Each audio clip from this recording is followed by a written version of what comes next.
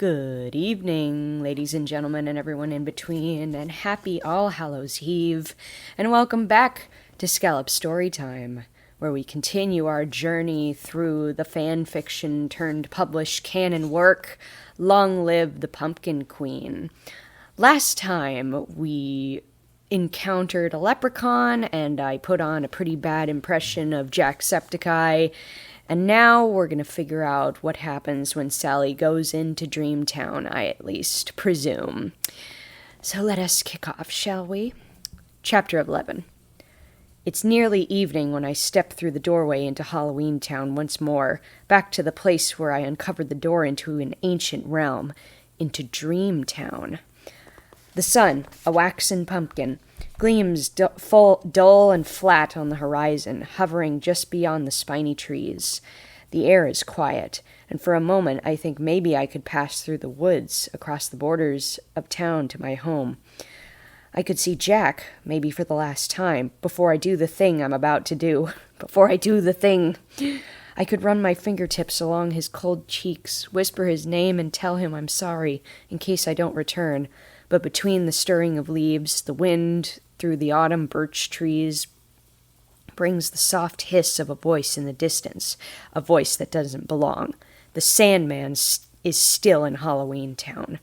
He hums his pensive lullaby, searching for me in the shadows and dark corners, trying to beckon me out. He must sense that someone is still awake, someone he hasn't found yet.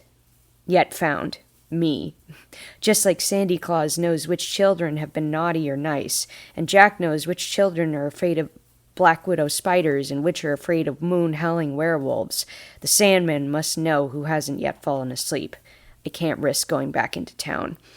So, I know the book describes the Sandman as basically an old man with a long white beard, like in the Powerpuff Girls, but for shits and giggles, let's just pretend that he's played by the same guy who plays the Sandman in the Netflix show. Just a stop-motion version of him. So, like, he might look like the main character in Corpse Bride if we're viewing this as a stop-motion story. So instead, I tread deeper into the forest, to the thicket of vines where the newly discovered tree still stands partially hidden. I pull away the dead branches I had used to block the doorway, to prevent anything else from slithering out into our town. He also got out fast, huh? But now I will be the thing to slip through a doorway uninvited. A cold, nervous twitch runs down my seamed spine. Yeah, The fear like salt on a fresh wound, making me want to recoil, to slink back from the doorway and hide in the dark like a coward. I think of the old abandoned well just past Lock, Shock, and Barrel's treehouse. I could climb down inside and hide among the abandoned cobwebs and forgotten coins from those whose nightmares were never granted. I could stay there and wait. Days would pass, months maybe. Jack and the others would sleep, and I would be safe and hidden. At one time, I had thought myself brave, a girl who could surely slay monsters if given the chance, because I am a monster myself, created by a madman, living among ghouls and ghosts and grim reapers. But now I wonder if I'm the wrong heroine for this story. After all, I left a door open into another realm, a dangerous realm. I was heedless, impetuous. I haven't only ruined Halloween and all the other holidays in the U.S. I have destroyed the life I could have had with Jack before it barely began. The guilt is a double-edged dagger, twisting inside me, breaking the threads and tearing me apart. Oh, pardon me, not just the U.S. I think Canada does Halloween, and so does England, but you know what I mean. Can the fool of a story also be the hero? Doubtful. But I had loved Jack for too long to let him be fated to a life worse than death. To let him be fated to a life worse than death, that's a little awkward. A life spent in a nightmare he can't wake from. Hey, you don't know he's having nightmares, Sally. He could be having, nice dreams. I would cross 1,000 thresholds into 1,000 different worlds for him. I stepped closer to the door, fingers reaching for the dark silver knob. In the distance, a low hum rises over the treetops. The Sandman isn't far away now, crooning his drowsy tune, searching. If I don't go now, I'll lose my nerve. I pull open the small door in the waning moon etched into the wood, feeling the same heavy-eyed lull as the first time I found the door. I close my eyes and hold my breath, bracing myself for whatever waits on the other side, then step through the doorway into a realm the leprechaun called Dreamtown. I plummet through the doorway, landing seconds later onto an oddly soft, fleecy ground. It takes a moment for my eyes to adjust. The sky, not quite daylight, not quite night. Somewhere in between. Above me, tall, lazy trees sway in the breeze, sagging branches dotted with tiny white flowers, their fragrance like swamp-gray tea, their motion gentle and melodic. I pull the warm evening air into my lungs. A calm buzzing in the base of my skull. I swear this author kept forgetting who the character was. The anxiousness I had felt just before stepping through the doorway has slipped away into a spring storm, and I feel I could coil myself into a shell beneath this grove of trees and sink into a half-waking daydream, that easy kind of sleep, eyes still open, watching the silken breeze push cottony clouds across the skyline. But I shake off the sensation, rubbing at my eyes. I need to stay awake, and I need to keep moving. The path out of the woods is wide and winding, the air cast in a kind of permanent twilight, a drowsy, dusky quality, while the moon sits full and heavy in the sky. A bloated orb, meant to soothe the weary, seduce them into slumber. Beside the path is a meandering, babbling creek. Despite the gentle hush as water spills over rocks, I move cautiously down the path, wary of anything that might appear without warning. This town might be populated with Sandman creatures, hundreds of them lying in wait, sand clutched in their fists, their eyes dark and cloying and malevolent. But the forest is mostly still, docile seeming, yet I trust none of it. I peer over my shoulder, charting my way back through the woods in case I need to run, head thumping with fear and adrenaline. Okay. I don't want to get lost or trapped. Finally, I reach the edge of the forest and step out into a clearing. At first, I think it's a meadow, tall grass shushing in the wind. But as I squint through the dusk light, I realize they're fields, rows of perfectly spaced crops, reminiscent of the landscape I saw in Thanksgiving Town. Only here, instead of corn and pumpkins, the fields are thick with lavender. I can smell its calming, inviting scent hanging in the air. And startlingly, impossibly, there are people in the fields. My chest rises into my throat. A little awkward. A dizzying whirl of relief and excitement. I watch as they wander the rows of lavender, kneeling in the soil to harvest the fragrant plants. Some are working quietly, others are humming to themselves, slow melodies that remind me of the Sandman's luring songs back in Halloween Town. People are still awake here. Yet I stay in the tree line, hidden by shadows, unsure if I should be afraid. They seem harmless enough, farmers working well into the evening light, although, oddly, instead of straw sun hats and work-worn overalls, every last of them is wearing pajamas. Striped pajamas, footed pajamas, pajamas with fuzzy cotton collars and hoods pulled up over heads, as if they should be settling in for bed for the night, except they're out in the fields, cutting lavender from the soil. They bear no resemblance to the Sandman creature. Their slippered feet are planted firmly in the dirt, not hovering above the ground, and no sand spills from their pockets. They are simply farmers, uninterested in anything other than harvesting their crops. Slowly, I step free of the darkened forest and move towards the fields. They don't seem to notice me, at least not at first, their faces bent towards the rows of plants, songs humming from their throats. But as I make my way down the center row through the fields, I reach a man hoisting up a basket of cut lavender into his arms, wearing pale blue pajamas with white clouds stitched into the collar, and atop his head a long sleeping cap with a small bell fastened at the pointed end. He turns, noticing me, but he only tips his head and smiles, as if I were not a stranger at all, then starts down the path away from me, toting the basket in one hand and a metal candle holder with a tall candlestick burning brightly in the other to light his way.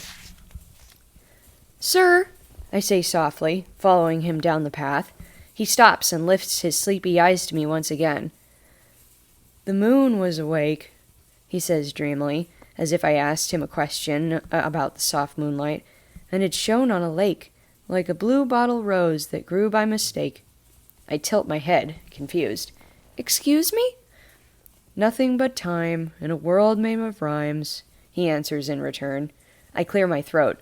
"I'm sorry, I don't understand. I'm wondering if you might be able to help me." The man's eyes settle on me, as if deciphering my words, his mind sorting through some odd, dusty language long ago forgotten. "I've come from Halloween Town," I say carefully. No, I've come from one of the holiday realms. "Halloween Town?" I say carefully, not entirely sure if I can trust this man, if I can trust anything here in this strange world. "It seems I've let loose a creature who I believe came from your world. He's called the Sandman." The man's eyes skirt away from me at the mention of the Sandman, quick like a frightened forest animal. "He's put everyone in my town to sleep, and I'm wondering if you know how to stop him." I swallow, sensing an itch of unease rising in the man. "Or perhaps wake everyone up?" The man looks briefly like he's about to say something, a tension along his jaw, eyebrows stuffed close, but instead he promptly blows out the candle in his hand. The features of his face instantly sunk into shadow, then hurries away from me down the path, through the rows of lavender. He doesn't even look back. I feel the seams at the corners of my mouth tug down, unsure of what's happened. But a few yards away, down one of the lavender rows, a woman wearing footed pajamas with little peach flowers embroidered along the neckline, and a candle burning beside her as she lifts her head, and is peering at me. That was a little awkward. "Hello," I say gently. "Maybe you can help me." But before I can finish, she pulls her woolen sleeping cap down over her ears and turns back to her work. Although they seem unflustered by a rag doll in their midst, the mention of the name Sandman clearly makes them uneasy, a troubled look darkening their sleepy eyes. But aside from the leprechaun, they're the first townspeople I've found awake in all the towns and realms. I lift my gaze. In the distance, beyond the neatly planted rows of lavender, beyond the sloping field, is a massive stone wall encircling a town. Dreamtown. The man who spoke to me in riddles is moving towards it, and I do the same. The path makes its way down through the fields, to an arched opening in the enormous stone wall, at least 2 stories high, where 2 large, heavy-looking wooden doors have been swung open. At the top of the wall are metal spikes jabbing towards the muted sky, and etched into the soft, pale stone above the doors are the words Dreamtown.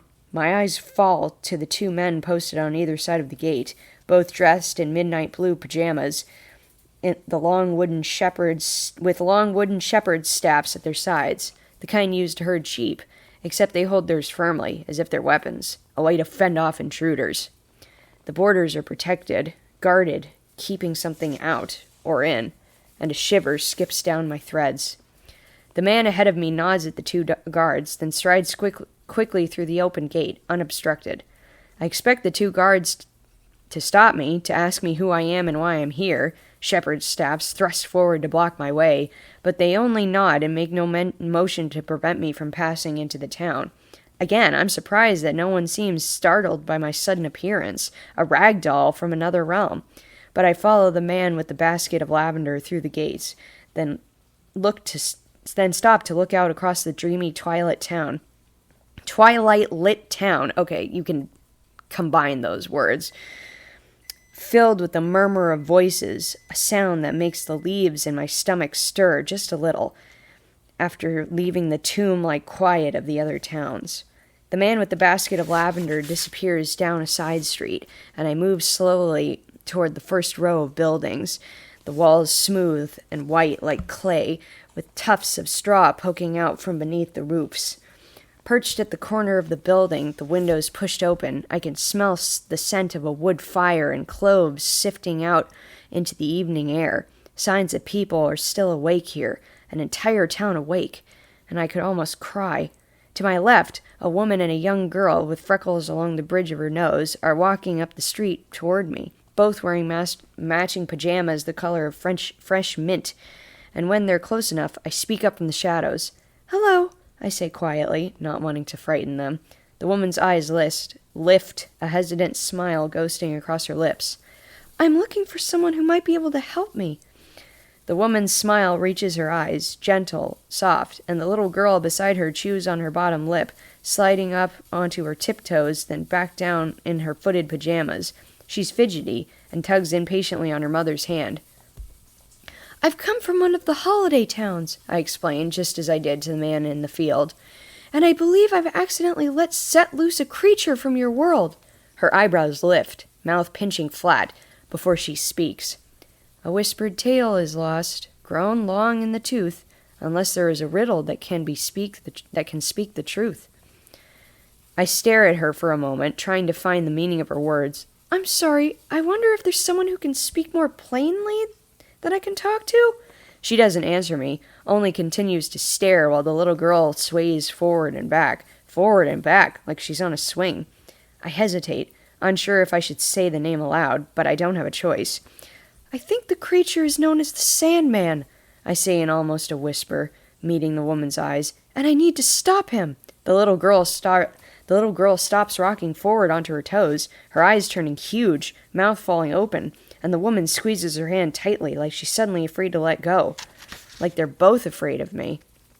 The woman shakes her head, panic flaring across her eyes, then she pulls the little girl away, up the street, glancing back at me several times before they both vanish into a building with the slam of a door.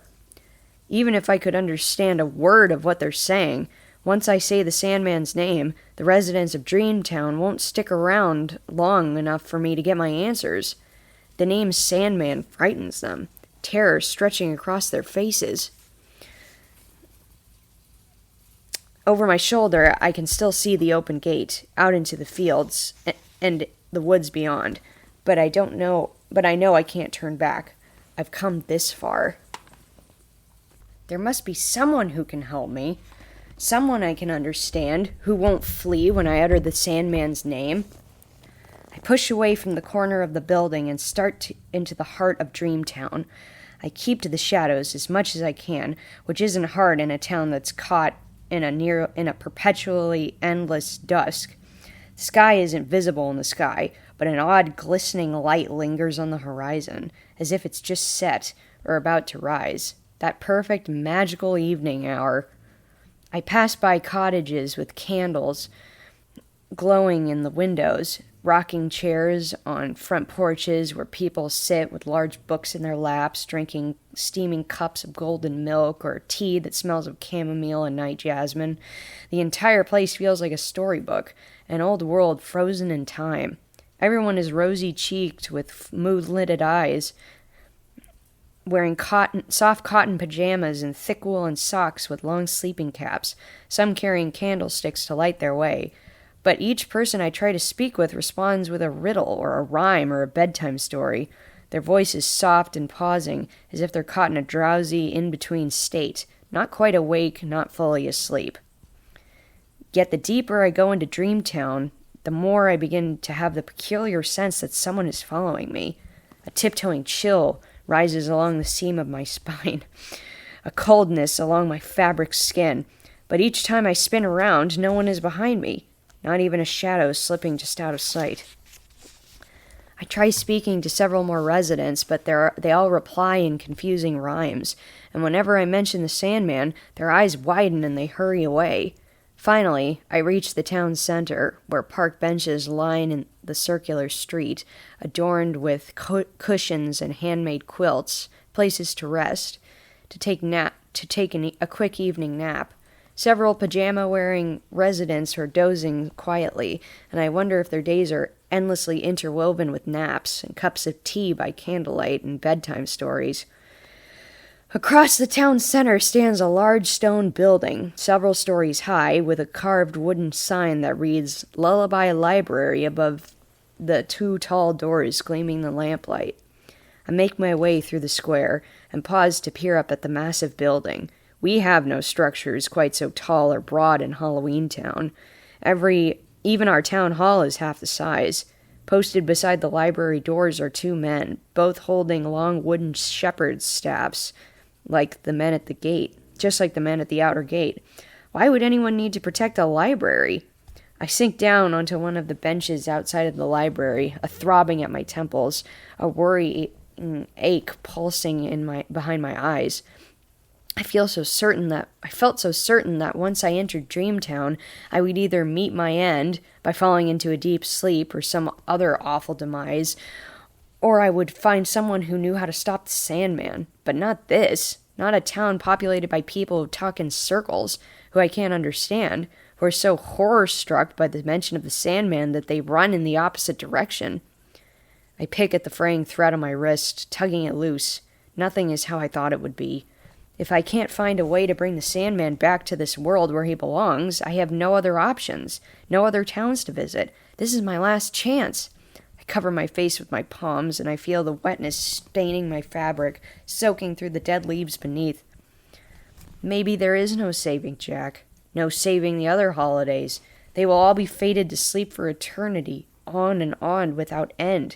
And beneath the soot-dark despair and the pain in my chest is another feeling, one that has already been bubbling beneath the surface and now takes root, weaving itself around my soft fabric bones. Oh my God! This author can't decide on Sally's anatomy. It's so distracting. Guilt. If there is no undoing what I've done, then there is no atonement, no setting things right, no amends. I wanted this, after all, to be alone, to be anything other than a queen. And now I've gotten exactly what I wished for, and maybe I deserve it. Oh, woe is me! The pressing weight of my tears finally breaks over my eyelids, and I don't wipe them away. I let myself cry, sinking into the full brick-hard weight of all this. Of what I've done. This is my fault. And maybe I'll never see Jack again, not awake, not as the Pumpkin King. He is as good as dead, just like all the others. Corpses sleeping with eyes stuck closed and minds lost to their nightmares. The hurt burns against my eyes, the pain in my chest so deep and jagged I'm certain it will drown me. I slip my hand into the pocket inside my dress, feeling for the small green clover given to me by the leprechaun in St. Patrick Town. He said it would bring me luck, but so far I feel wholly unlucky. Nothing is as I hoped it would be. Tears soak my cheeks. The loose threads in my stomach knot and churn. But between the sobs, there is a voice. Small, barely there. "Miss," the voice says again. "Miss, they've sent for you." I drop my hand from my face, wiping away the salty sting of tears, and I look up to see a small boy wearing moonlight gray pajamas with rabbit ears stitched into the hood. He smiles up at me, missing one of his front teeth, the tip of his nose a cotton candy pink, like he's just woken from a nap, which he probably has. "What did you say?" I asked, certain I had misheard him, because it sounded like he spoke in a full sentence, not obscured by riddles and rhymes. He steps forward and holds out a tiny folded piece of paper, nodding at me, small eyes blinking. I take it from him and carefully unfold the edges. "Come to the governor's house." I read it twice more, then I fold it closed. "Where is the governor's house?" I ask. The boy meets my gaze and says, "I'll show you." I follow the young boy up the street. We travel 2 blocks until the road is abruptly ends, and straight ahead is a white stone house with several low clouds gathered above it, as if the clouds have been hung here on purpose, suspended by a string, like a child's mobile above a crib, or painted with watercolors and dusty white ink. On the front door is a plaque, "Governor's Residence." The boy climbs the stone steps to the front door and lifts the metal knocker, banging it twice against the wooden door.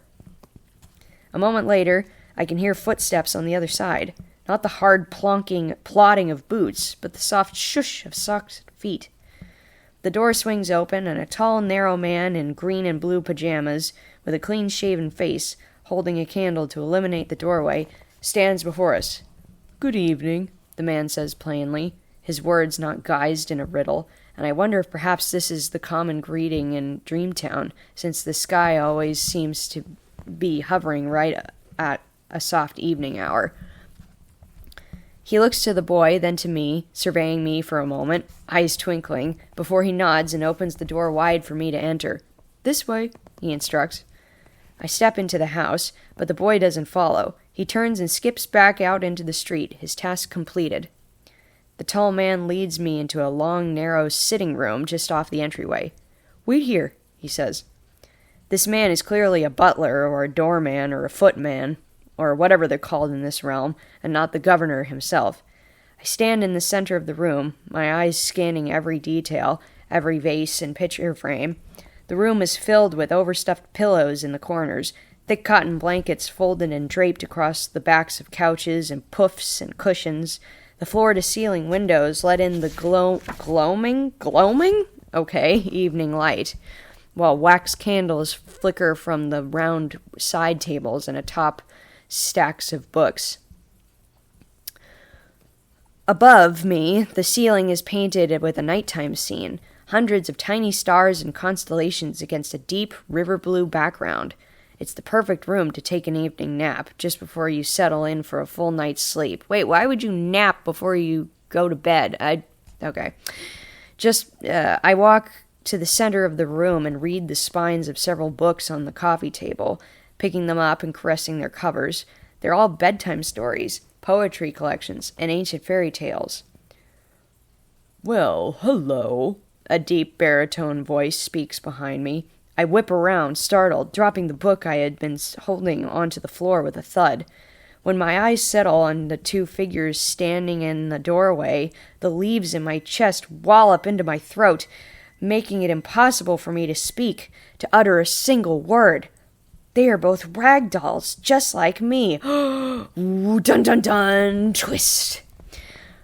What an odd thing, to spend your entire life feeling wholly rare, unusual, and strange, to assume there is no one like you in the entire endless known universe, only to realize, in one stark thunderbolt moment, that you are not the only one. The man and the woman peer back at me across the long sitting room, nearly identical ragdoll seams along their cheekbones. But where the man has a seam down the center of his chin, the woman instead has a blue thread seam above her right eye, carefully stitched by a practiced hand.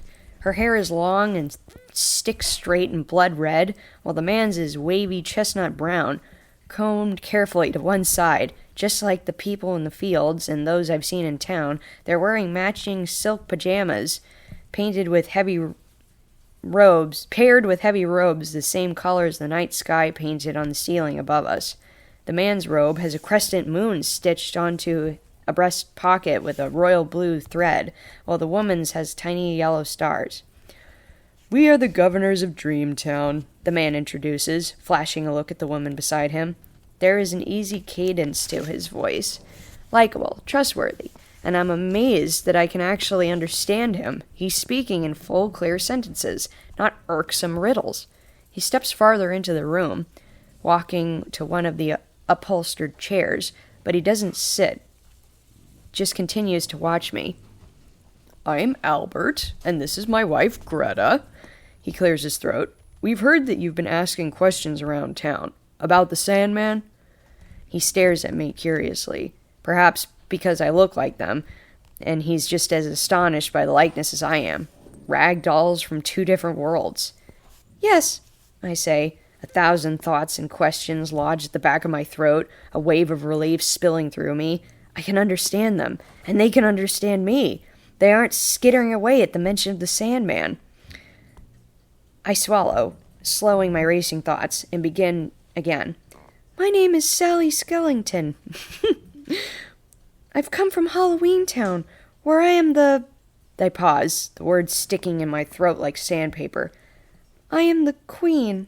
My husband, Jack, is the Pumpkin King." My eyes flashed from the man to the woman. There's something strange in their expressions. A flicker of doubt, maybe? Like they don't believe me. "But something has happened," I go on. "I left the doorway to Dreamtown open by mistake, and now everyone is...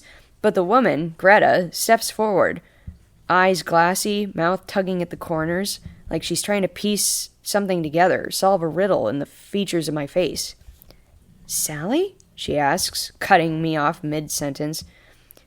"You said your name is..." Her gaze narrows. "Sally?"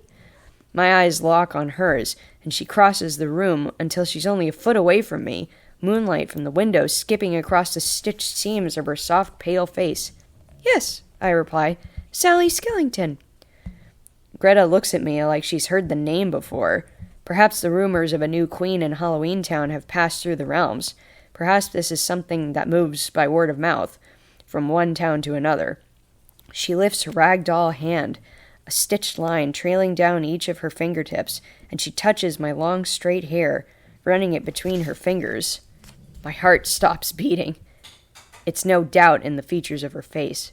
It's recognition. The seam above her eyebrow tugs together, blue threads buckling. A dampness wells against her linen cheek eyelids. "Sally," she says again, touching my cheek with her palm, fabric to fabric, skin to skin. "We're your parents!" Oh! Oh no! What a twist! Amazing. Alright, I'm gonna call it there because it's time for dinner, and yeah, it's getting into the night, so we'll see where this goes. Join me next time for more of this. Thank you for listening, and have a good night. Ciao, Bellas.